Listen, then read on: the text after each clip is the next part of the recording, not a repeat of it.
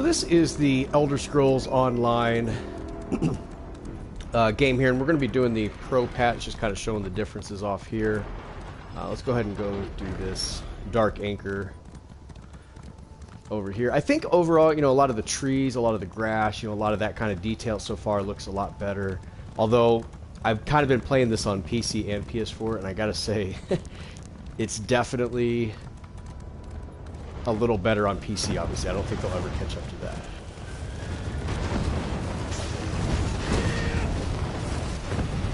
The enemy detail looks pretty good.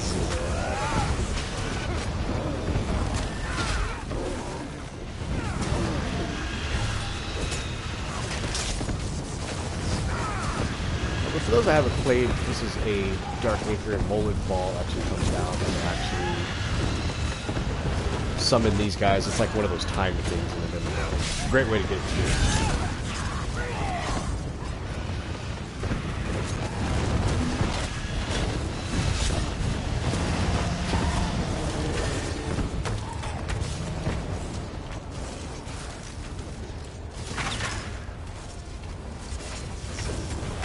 Basically, you release these little orbs over here, and as you do that, all four of them will drop, and then the boss will come, and then a chest comes at the end. So, you know, like I said, great way to get experience, and then usually a set item will drop in these Dark Anchors per area as well.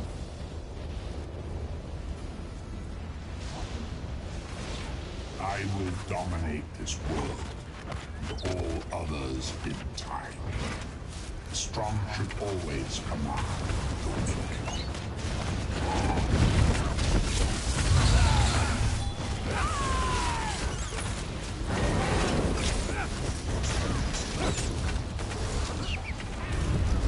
Wretched mortals.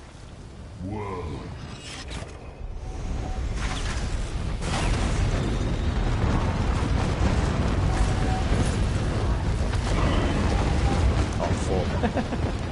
We'll go back to the center. Like I said, the detail, a lot of the background type of details look a little bit sharper, but as I said, it's still, PC is definitely still king on that aspect, but it is a little better compared to what I was. I actually started playing this again on PS4 about a week and a half ago, just trying to get some of those last things done. I'd like to get this character to 50. I'd like to get some champion points.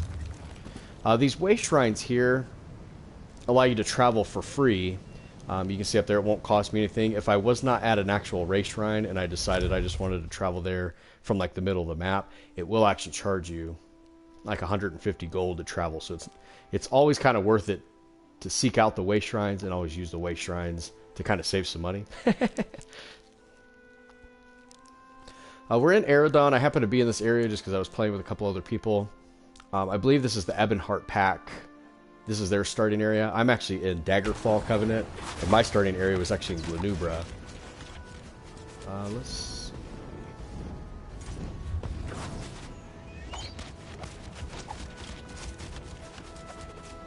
There we go. It's usually the closest one there. I'm going to go... Every day you should always be upgrading your horse. Where's the... There she is. Welcome, friend. I always do carrying capacity, but you can do stamina or speed as well.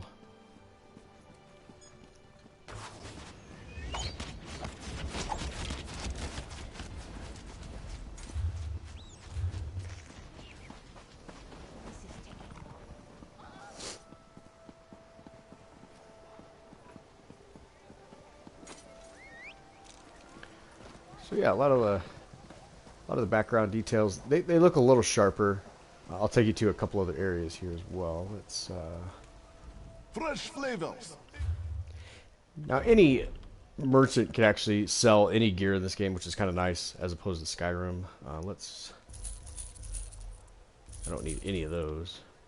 I always keep my heavy items to deconstruct. It's actually the fastest way to level up the blacksmith. And then I just sell the medium and light armor.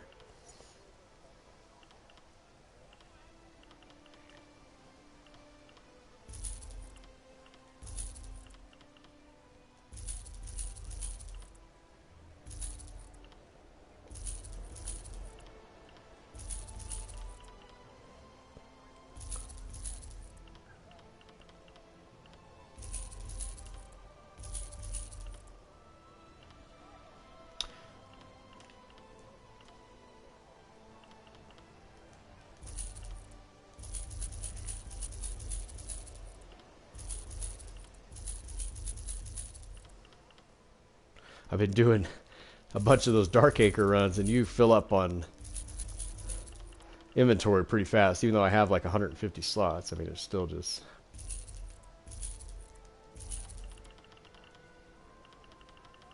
all my treasure maps. I need to start doing those. Alright, so...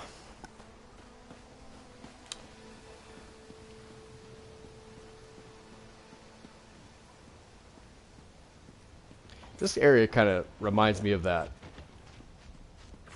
true fantasy type of world. Let's go to the... oops.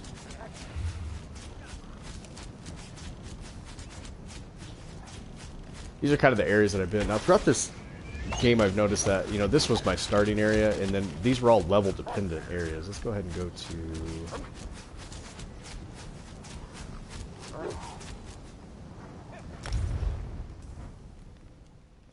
the Aliki Desert here. But I noticed that over time, the game when I first started playing on the PS4, this was about, I think, late 2015, if I remember correctly, and it was all level dependent areas, meaning like you went to Glenubra, it was like 0 to 10, the next area was like 10 to 15, things of that nature.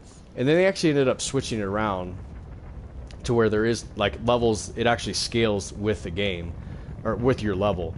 And I've noticed that people that I played with are like, oh, I don't really care for that, I don't like that. Or people that like want level areas, like, so you can like way over level and beat the game, you know, really, really easily. And then they like hated it. I don't know. It's like you just can't just give everybody. Let's go ahead and kind of check this area out, though.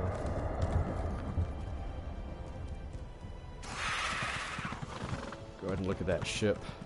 Like I said, I didn't think, like, when I had this Pro patch, I was like, it really didn't blow me away on the PS4. Like, I've definitely seen better games. Like, I think Deus Ex did a really good job. Although the frame rate issues were pretty terrible, but the water looks, you know, really, really nice. I think now, but the actual details are still kind of lacking. But I guess they better than what they were. All right, we'll go without dragging too many enemies. Let's go to one more area.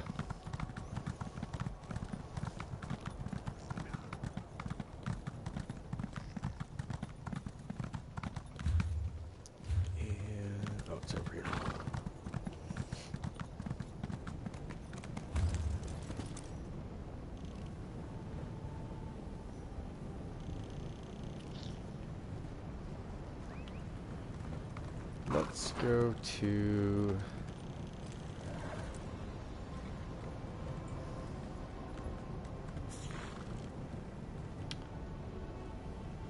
I'm trying to think. Let's try Ruin Spire. I'm trying to get some different areas. I think a lot of those would be the same. Like Hughes Bane is basically a desert city. That one would have basically been the same. I've kind of enjoyed picking this game back up. It was... I kind of liked... There's something to be said about leveled areas. Like, there's something about grinding away and having that grind kind of be worth the effort later on when you can just totally overpower the enemies. But there is something nice that when they added this, basically they allowed you to go to any area at any time because areas do scale with you. So I kind of see both sides to it. Like, yeah, it's nice to be able to overpower and grind away at the early stages and then have that be worth, you know, paying dividends later on in the game. But I can go anywhere I want now, and I don't have to worry about not being at the correct level. So it's kind of give and take, but I definitely like this method a lot better. They do have an expansion coming out in June. I don't know if I'll pick it up right away because it is a little pricey in my opinion. But the nice thing is it is free to play, and I do like that the subscription base, like I know when I played Star Wars The Old Republic, like, oh my god, they really wanted you to have that subscription because you got 50% less experience or something ridiculous. I mean, it was pretty awful. Whereas this game actually just only does 10% more experience and gold. It kind of makes you like, I don't know if I really want to get the ESO Plus. But on the flip side, they do give you some crowns that you can use for different things. So this one here, like I said, just a little bit sharper. Like I said, I probably wasn't blown away. I probably wouldn't buy the PS4 for this game. But there's definitely some other games that look a lot better. Let's go ahead. Let's go to one more area here. Let's try Hrothgar, because that is a really cool area. Or do I have East March? No, I don't have East March in this one.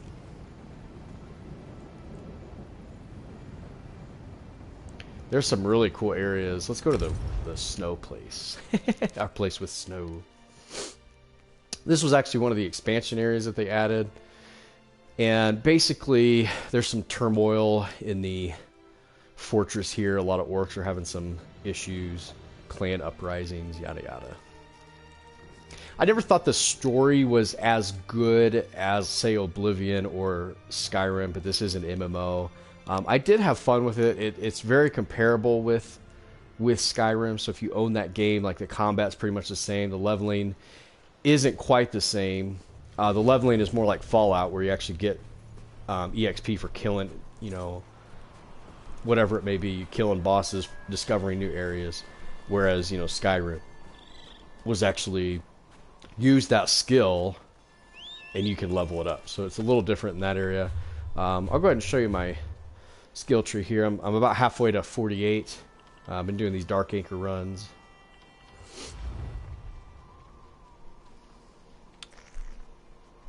Kind of show you a little bit about that. I'm trying to go more damage with this character, so I was getting a nice kind of equal attribution, more equal between the stamina and the health there. Went ahead and went Nightblade on this character in the assassin line, which has those kind of skills there. I went dual wield, as you saw. The snow, you know, the darker areas, and I think this goes for really any game. It's really hard to tell if a patch was really great as far as these texture patches when all you really have is like these dark areas. Like I've noticed the HDR and like all that kind of stuff, all these features that they tout. You really have to have one, the TV, and you have to have a game that's bright enough to take advantage of it, because these low light situations, it really doesn't look that much better to me. So there's that. This area is kind of a little bit darker, so like I said, it's probably not going to look like it like blows you away kind of a thing. Let's... I'm going to try Stone Falls. Let's try that area. That'll be the last area we go to, just to kind of show you the full graphic spectrum that I can offer you. This was kind of a neat area. I did what I kind of needed to do. I haven't done the full actual mission in this area because there was like a solo mission and it was like really tough. It kind of makes you want to have that area back or the level dependency back, because if he was like, I don't know, level 40 or something, I could probably easily do it. But there was like this main boss, and I feel like I said, I feel like it was a solo. It didn't say it was a solo, but I didn't have anybody else that was coming in kind of helping out, so I was like, forget that.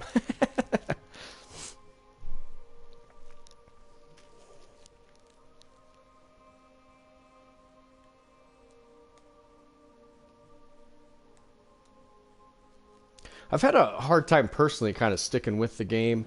I found that... You know, let's see.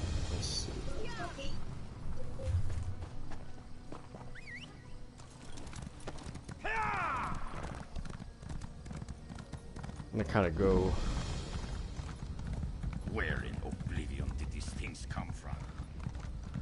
Out in here. But this is Stone Falls. This is actually one of the... I believe one of the started areas as well for another faction. Let's go ahead. But this is one of those games, like I said, I had kind of a hard time getting in to the game a little bit. It was... I loved it in the beginning, and then they kind of did some patch changes, and I kind of quit playing it. And it's one of those games, like, I'll get into it for like a month, and I'll kind of play around, and then I kind of stop. Let me try to go up on this cliff, and then I'll give a good overview.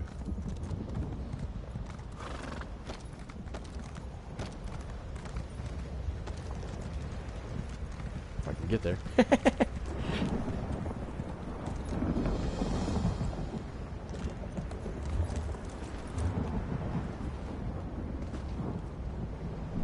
This one's kind of, like I said, dark too, so it's really hard to tell the difference, but I think the characters do look a little sharper. I've got my helmet to be on hide mode right here. So you can see my awesome face.